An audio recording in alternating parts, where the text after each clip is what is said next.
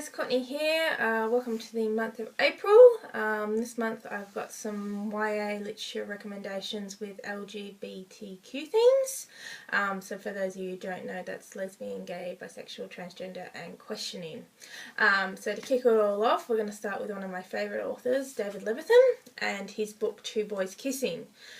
So in Two Boys Kissing, you're following a number of different storylines. One of them is Harry and Craig, who are ex-boyfriends, and one of their dear friends has recently suffered a gay bashing.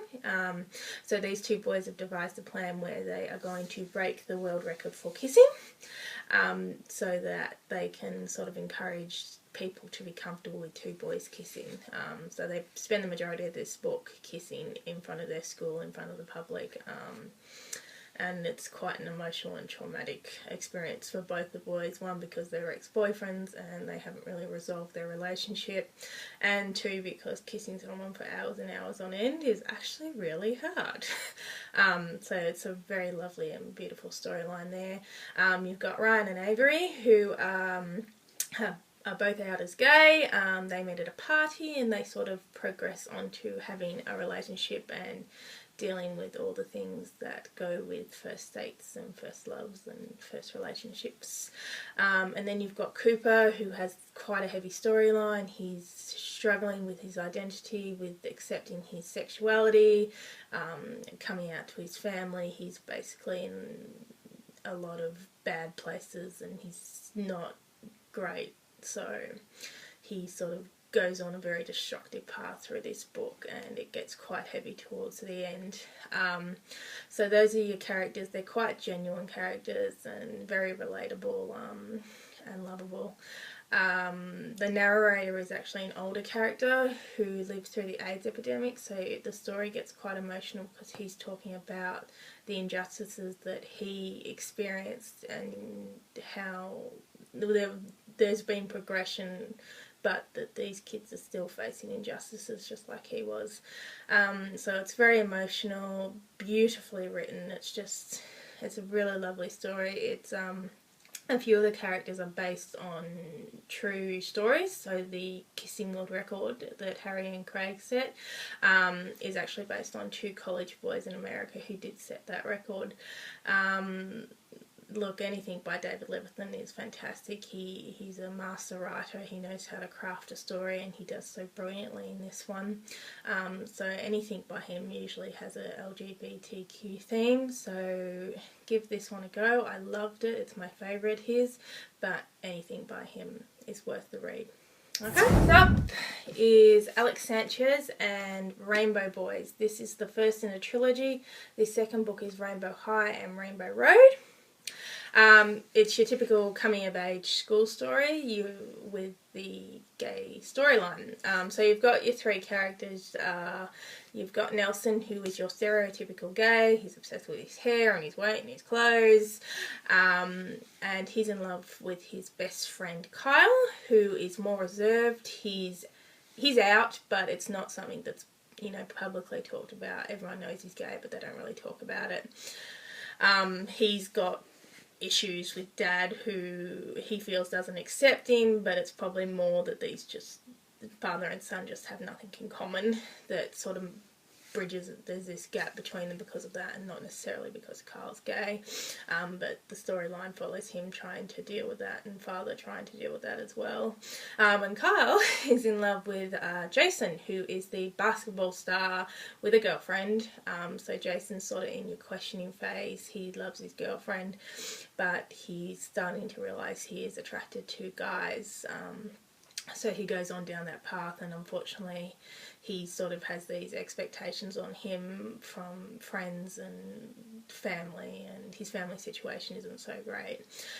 So the story follows the three boys as their relationships intermingle and they go through high school. They deal with bullying and accepting and family and friends, and it's your typical coming of age story with a twist of their gay characters. It's really beautifully written. The characters are really quite diverse, and I challenge anyone not to see a piece of themselves reflected in these characters, because it's so typical of what life is like.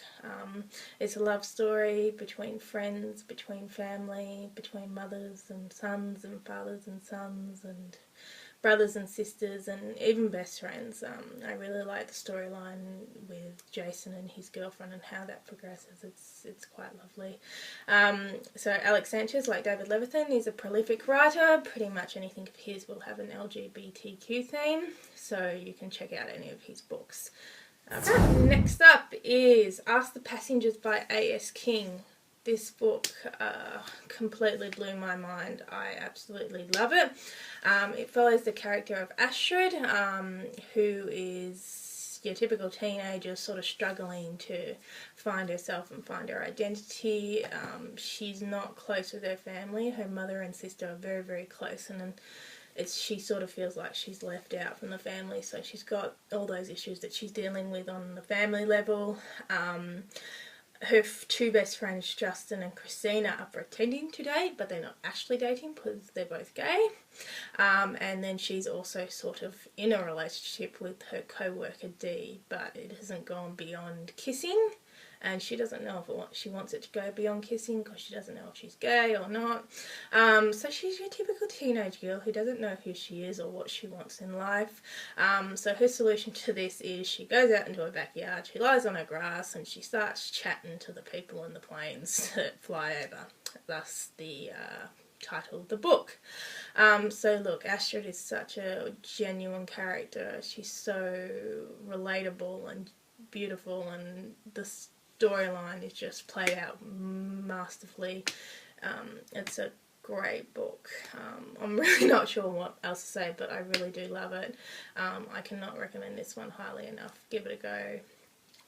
That's A.S. King, Ask the Passenger. So final one is Ash by Melinda Lowe. Now this one comes as a recommendation from a friend. I haven't read it yet, but it's basically a retelling of the Cinderella story.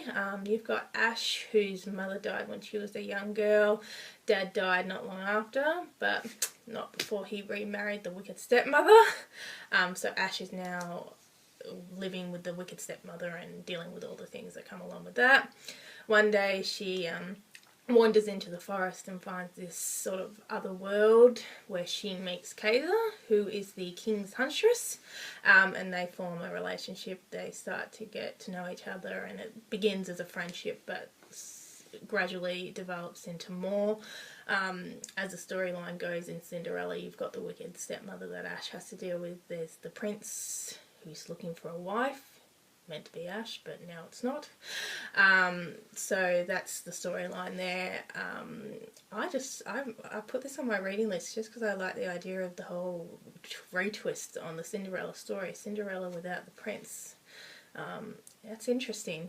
So I will let you guys know how I feel about this, but my friend who recommended it says it's brilliant, lovely, beautifully crafted, masterful, and just really original. So as much as you can be as rewriting Cinderella. But that is Ash by Melinda Lowe, and she has also got a few other books that have LGBTQ themes as well. So that's it, guys. There are lots and lots more YA books with LGBTQ themes. If you guys are in the Cranbourne Library within the next month, we do have a display. If you head towards the young adults area, the display is just before the gaming consoles on the front wall. So feel free to browse any of those books and borrow any. I'm going to link through all the books I've discussed today, as well as the authors down below, and a couple of reading lists of further LGBTQ themed books that you can read.